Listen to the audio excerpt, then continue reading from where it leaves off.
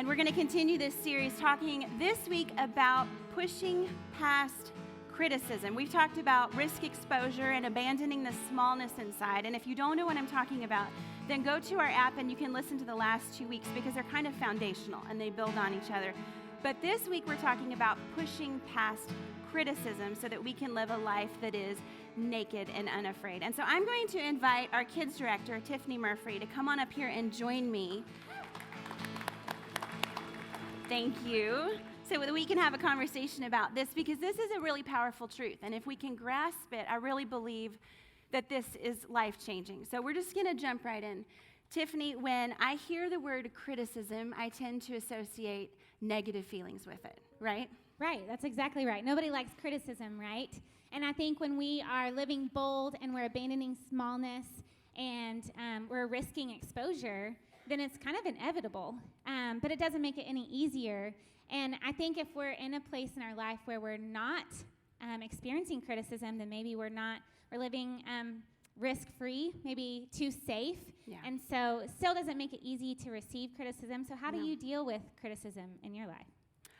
Criticism is inevitable. I mean, I'm just going to tell you, I hate it. I don't embrace it. I think probably that's most people. Nobody likes to be criticized. But it is inevitable, and we're going to experience it throughout the entirety of our lives. Nobody is immune to being criticized by somebody else. So I think it's important that we learn how to deal with this in a healthy way. We're all going to experience it. And so the first step in pushing past our fear of criticism is we've got to stop trying to avoid criticism, right? I think if I could poll each of you, you would probably fall into one of two camps. Either when you're criticized, you want to challenge your critic. You're going to do things to prove them wrong. If they say I can't, I'm going to prove that I can. Okay, you've got that mindset. Or the other camp is kind of what I do, which is you try to escape being criticized entirely by just trying to be perfect all the time, which doesn't work very well. So whether you're spinning your wheels trying to prove yourself or you are constantly pushing yourself to perfection so you can escape it, either way, we're expending a lot of energy to living for the approval of others, right?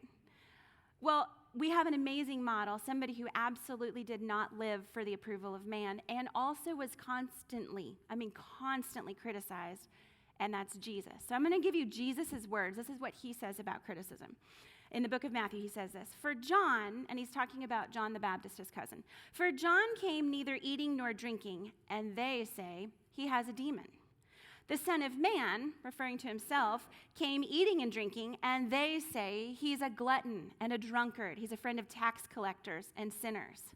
So John, who lives this very buttoned up life where he checks off all the boxes of the religious rules and regulations of his day, is criticized for what he does not do.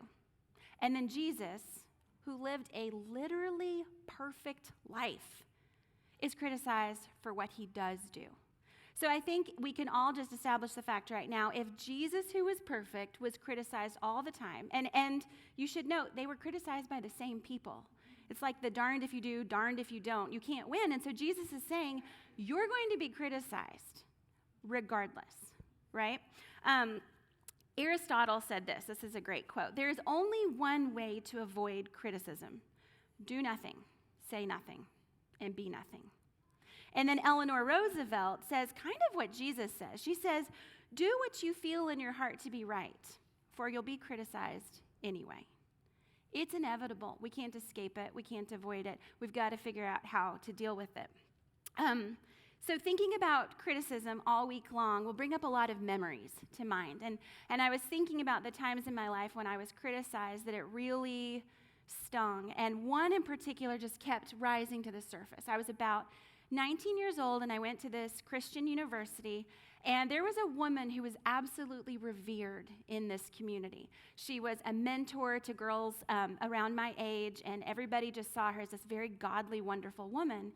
So I was very surprised to be invited to her exclusive Bible study. Now, 25 years later, I'm going to tell you, if somebody invites you to an exclusive Bible study, there's maybe something wrong with that. Exclusive and the Bible don't typically go hand in hand, but I was, 19 and wanted to impress, and so I was just honored to be invited to the exclusive Bible study. So I go to her home. I don't know her very well, and the other 7 or 8 women who were there, who were college students also, I didn't know them at all. And so I'm a little nervous, and we sit down, and we do the Bible study, and everything's fine until she basically says, okay, now everybody in the circle is going to go around and reveal your deepest, darkest high school secret sins. I was like, oh no. And so, I'm a reserved person anyway. Like, I don't tell random strangers my deepest, darkest sins. But the rest of the group, this was like a soap opera. They were like, yes. So one by one, they all start going around in the circle. They are crying. They are saying things. And I am like sitting there. It's like slow motion. I'm thinking, you should not have said that. Why did you just tell everybody that? And kind of panicking, like, what the heck am I going to say? She gets to me, and I don't remember what I did say, but I'll tell you what I didn't say. I did not reveal my deepest, darkest high school secret sins. I think I just sort of deflected. And I can tell in this moment, she is not pleased. So we finish the whole thing, and I'm like ready to leave, and she pulls me aside and says to me, and I will never forget, because she was actually smaller than me, but I felt like she was like this, looking down at me. And she said, Sarah, you have a spirit of pride. And just dressed me down for thinking I was better than everybody else and not being willing to share. And I was crushed and absolutely mortified. And so I never went back to her Bible study. I made up excuses every Tuesday night for the rest of the semester, or I was studying or whatever. But I realized just last year, okay, I was 19. I am 44. This is a long time, that woman who was a self-appointed Holy Spirit, I guess, her words about me shaped the way I interacted with people for over 20 years. I have always been extremely hesitant to share my opinion, even when a person asks me, because there's that little voice of hers inside saying, oh, don't be prideful. Well, here's what I actually realized about her my senior year that is why I think it's so important we need to know what to do with criticism. 3 years later, my senior year, I'm having a conversation. I don't even know why I was talking to her, because I really, truly did avoid her for the rest of college. But we're having a conversation, and she proceeds to tell me a bit of gossip about one of the girls who had been in that study and continued to be mentored by her. And it was a devastating secret of this girl's that I did not need to know, did not want to know, did not ask about. And what I have come to realize is what she labeled as pride in my life was discernment. We have to know what to do with criticism, because if we don't, an unfair piece of criticism in our lives can reshape us for the worst for decades and change the way that we see ourselves. Wow, that's a good story, and I'm sure all of us can resonate with situations like that have reshaped us. But in the book, Naked and Unafraid, which some of you got last week, we gave away many copies, and if you've had a chance to read that, it's a study in the life of David. And it's interesting to read that when you step out and lead out in faith and to be vulnerable and strong, that sometimes the worst criticism, or even just criticism in general, comes from those closest to us. And I'm just curious, Sarah, if you have experienced that, and how do you deal with that when it comes from people that are close to you? Yes. I have a relative. I don't think this relative is going to listen to this podcast, so I think I can tell the story. Sorry, if you're mean to me, it might come out in a podcast. I don't know. I have a relative who absolutely did not like me growing up, and she was older than me, and the reason she didn't like me had nothing to do with me. It had to do with our family dynamics. But it all came out on me. And I had to spend large amounts of time with her over the years, on and off throughout the year. And she just went out of her way, from the time I'm talking like 7 years old, to be overly critical of me, typically in front of other people where it was the most humiliating. And so I kind of grew up with that. And so I will never forget, I was about 13 years old. And if you can think back to when you were 13, it's kind of when you're like, expanding your horizons a little bit. You're stretching your wings. You're starting to have opinions for yourself. But you also know that your opinions at 13 are maybe not always well-formed. And so for some reason, we are talking about nuclear warfare. I have no idea why, and I will tell you my opinion today is probably not any more well-formed than it was at 13, but I gave my opinion on nuclear warfare, and I will never forget, she cut me off in the middle of my sentence and said, Sarah, don't ever share your opinion when you don't have a clue what you're talking about. And I just shrank, and just kind of, it was so wounding, I think. It would have been rude from anybody. And here's the truth. What she said was true. You probably shouldn't share your opinion if you don't have a clue what you're talking about. But the fact that it came from somebody who should have cared about me made it so much worse. So we've been talking about David, right? We're talking about when David's the king and he dances in the streets and his wife is scornful. Well, back it up about 10, 15 years when David's a teenager and he had a very similar experience. He is coming to the battlefield, and if you're familiar with the story of David and Goliath, this literal giant, is taunting the armies of the Israelites, and he's, saying, which one of you is going to be brave enough to come fight me? And they're all like, not me. Well, David is this teenage kid. He's a shepherd who's been sent to the battlefield to bring his brothers cheese. And so he comes to visit his brothers and hears this guy taunting the armies of the Lord, and something rises up in this kid, and he says, well, if God is for us, who's against us? I'll fight him. And his older brother takes him aside. His name is Eliab, and that's the only reason we know who Eliab is because what he says to David. He says, you are too small. You are insignificant. And as a matter of fact, you're not even good enough to stand in the field with the real soldiers. Go back to your sheep. But David is a lot different than 13-year-old me, because David has this amazing ability for all of his life to ignore people's unfair criticism and to listen only to what God says about him. And you know how the story ends. He not only kills Goliath, but then he cuts off his head. It's like insult added to injury. And so he wins, and that is actually, that's how David later becomes the king. This is the start, and he is this teenage kid who says to his brother, I don't care what you say about me. That's not what God says about me, right? That's a truth you've got to embrace. You've got people in your life who are saying things to you that are not true, or their perspective is off, and they're not saying it from a heart of love. You've got to shake it off and listen. What does God say about me? Because that's not how God talks to us, right? David shakes off the assessment. He listens to his conviction. He silences the criticism. And it suits him well because later, as we know, then he's dancing in the streets in his underwear with all the commoners, and his wife is sneering at him in the window. So then when he goes up into the house or palace, whatever, and she dresses him down for basically embarrassing the family name, and he says to her, I wasn't worshiping you. This wasn't for you. I don't really care what you think about me dancing in my underwear. He still has that ability to say, this isn't for you, this is for God. David realizes what we all need to realize. Sometimes the person in the window is the greatest critic of those who are dancing in the streets.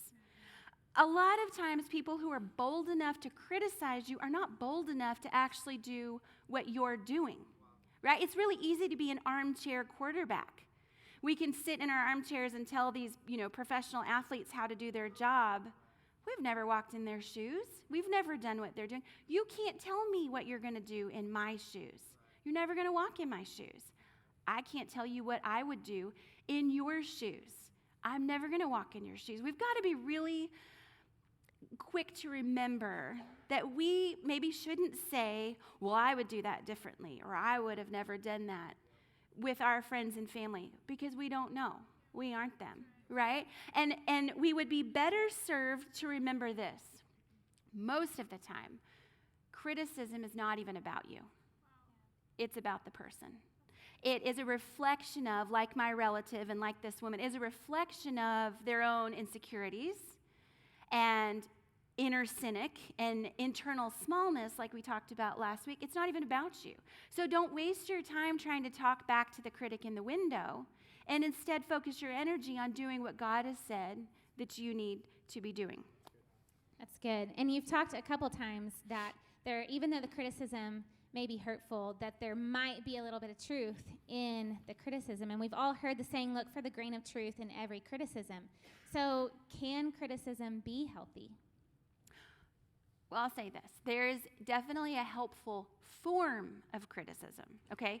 So you've got criticism and you have critique. And they're the same, but different. Basically, critique is the healthy, helpful form of criticism. And here's a word picture that will help you, I think, be able to identify the two a lot more easily. When you think about cholesterol, okay?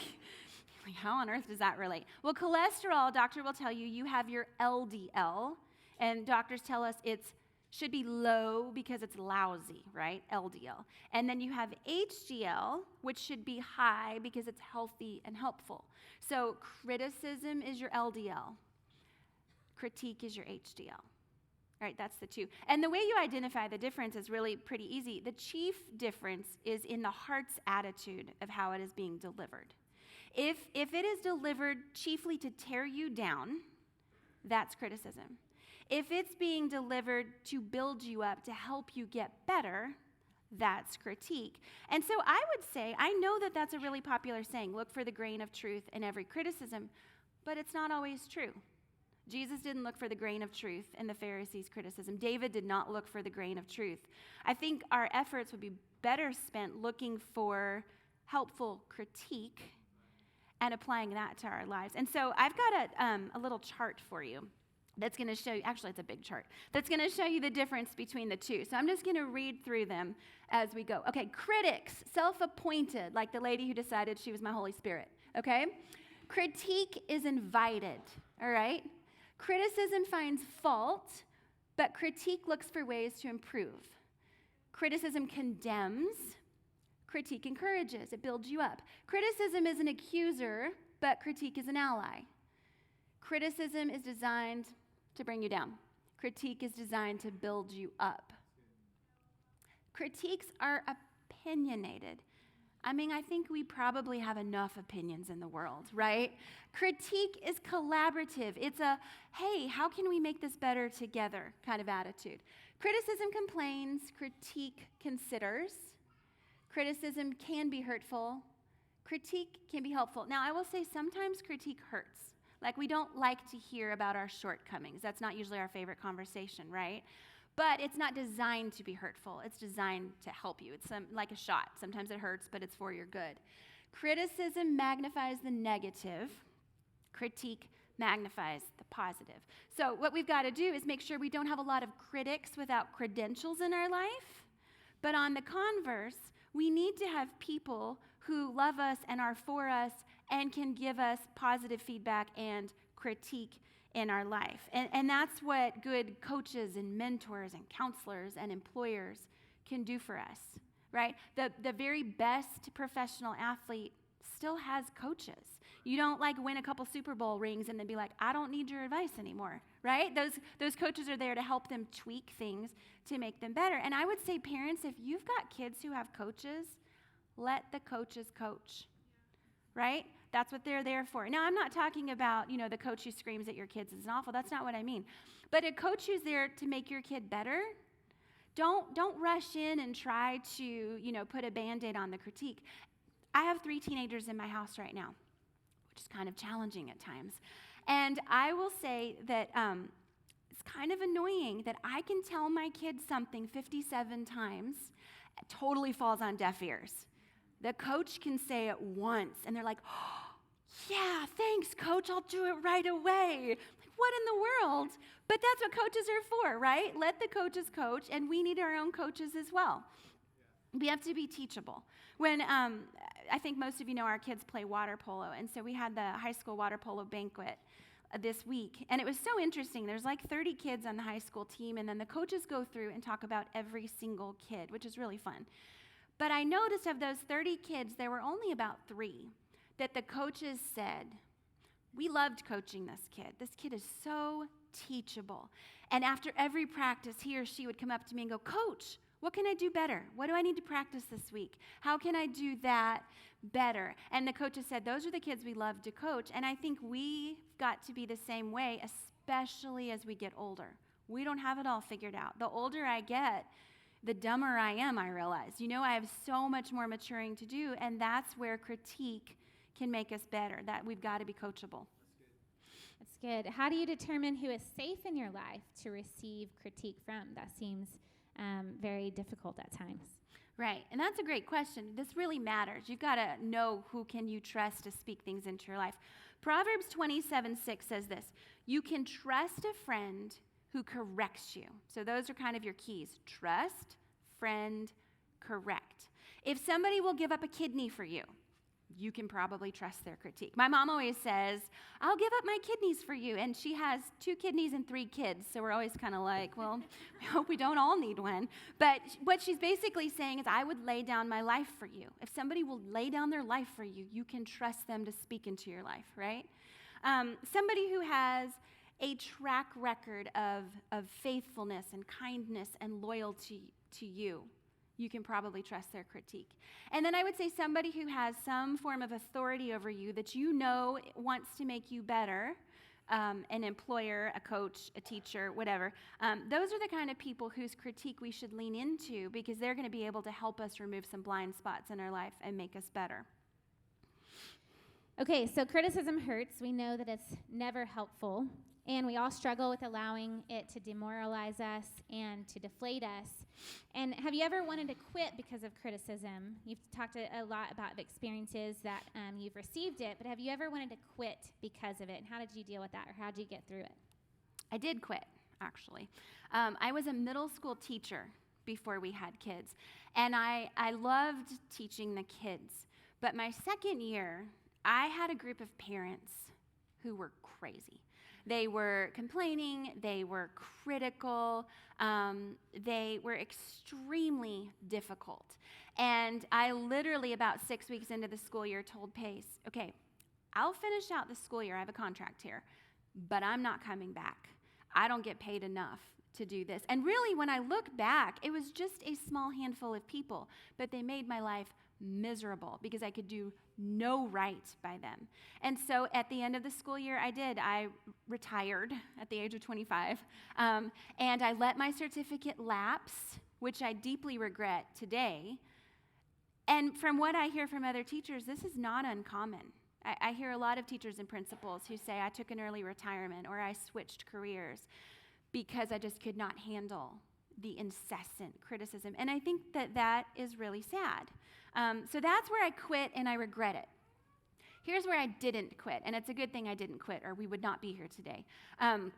Tiff, I think you're going to remember this.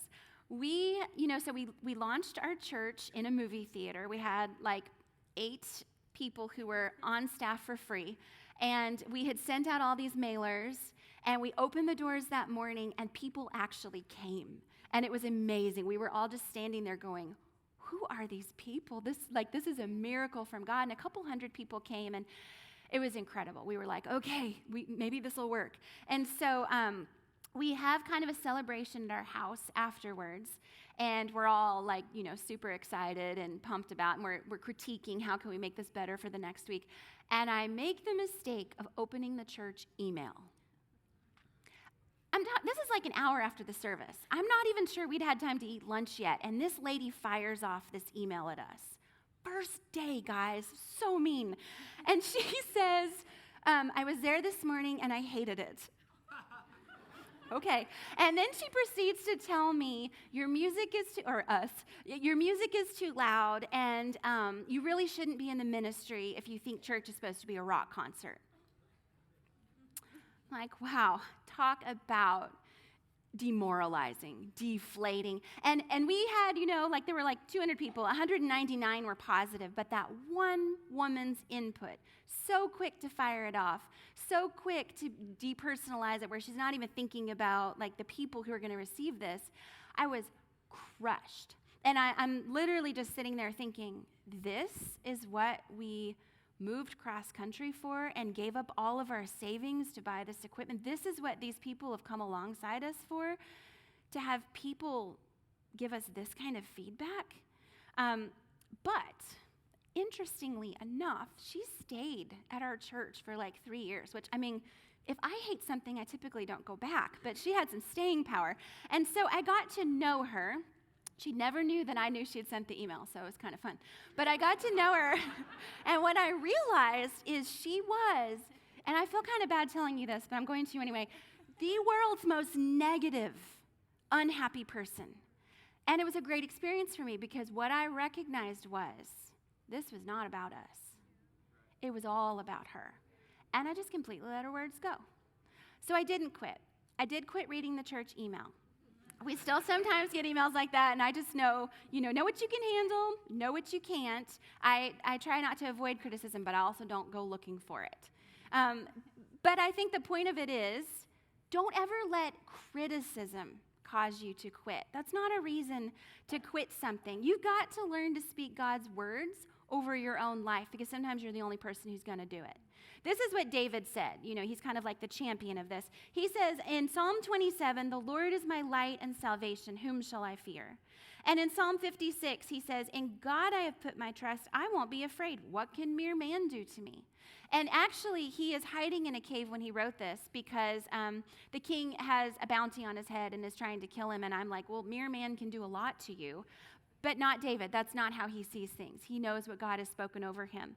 And that's what we've got to do. We've got to listen to the conviction and silence the criticism. There's another guy whose story, it's interesting because his story is in this book, and I actually happened to just unrelatedly read it last week before I knew I was going to be speaking. And it's the story of Nehemiah. And this is, years after David, Nehemiah, all of the Israelites have been scattered. They're no longer a united nation. They've been sent into exile.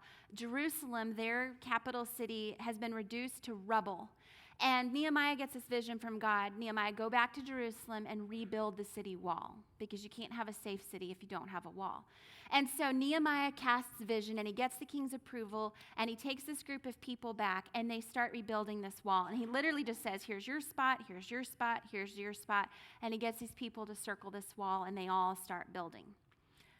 Typically, when we start building something great, the critics come out, and that's what happens. This group of people launched what would be the equivalency of a social media campaign against him. They start slandering him and lying about him and spreading misinformation all the way up to the king's ears, trying to get him to stop what he's building. And so Nehemiah realizes that he's pretty much going to have to plug his ears, and he tells the people, because these critics are literally standing on the ground yelling at them, and he says, plug your ears. You're here doing a great work. Ignore what the naysayers say. Well, then they kind of amp it up, and they devise a plan for a secret meeting where they're actually going to kill him. And so they send a messenger to him on the top of the wall and say, hey, we'd like to invite you to this meeting so we can talk. And this is what Nehemiah says. I love Nehemiah because he does not pull any punches here. This is what he says. But they were scheming to harm me, so I sent messengers to them with this reply. I'm carrying on a great project and cannot go down. Why should the work stop? Well, I leave it and go down to you. 4 times they sent me the message, the same message, and each time I gave them the same answer. Nehemiah doesn't even expend the energy to come up with a new answer. He just keeps telling them, it's basically like, la, la, la, I can't hear you, and totally ignores them, and they rebuild this wall in a record 52 days, which if you can imagine a very high stone wall circling an entire city, it was a feat. And he accomplished it because he did not take time to dwell on the criticism. He put all of his energy in building. And for you today, you might not be rebuilding a wall. I mean, you're probably not rebuilding a wall, but you might be rebuilding your life after an addiction. Or you might be building a family after your first family fell apart. Maybe you were walking with Jesus and you were the very first one in your family to do it, and your friends and family are not fans of your new lifestyle. And criticism is trying to get you down off the wall, and it's trying to distract you from the mission that God has sent you on. I want you to remember, you cannot avoid criticism, but you don't have to dwell on it. Any energy you expend trying to answer your critics or prove yourself to your critics or hide from your critics is energy you are taking away from what God has told you to do. We have to have a little bit of David and Nehemiah rise up in us to stop caring so much about what other people think, right? It doesn't really matter what other people think about you. It matters what God thinks about you. If you stop doing a great work because you are concerned about people that you can't ever please anyway, who's going to do the work? I've got a verse for you, and I want you to write this down so that the next time you are criticized, you can remember this. It's from Hebrews 12:1. Let us lay aside every encumbrance and the sin which so easily entangles us, and let us run with endurance the race that is set before us, fixing our eyes on Jesus. Let us lay aside every criticism and somebody else's sin, which so easily entangles us. It's not even always our own sin. A lot of times criticism is meant from a wrong place. That's somebody else's sin. Don't let it be an encumbrance to you. Fix our eyes on Jesus. That's what David did, kept his eyes on God. What does God say about me? That is what Nehemiah did, kept his eyes on the job that God gave him instead of looking around at all the people who wanted to tear him down. I just want to encourage you today, whatever it is that you are building in your life, don't let criticism derail you from healthy choices. Don't let criticism derail you from what God told you to do, no matter who else disagrees with you. We got to fix our eyes on Jesus so that when the complainers come calling, don't pick up the phone. That's why you have caller ID. If somebody lashes out on you in email or social media, don't even respond. You're not going to win them over. You don't have the energy to spend. You're building a great life and a great work. And we've got to fix our eyes on Jesus and keep going no matter what.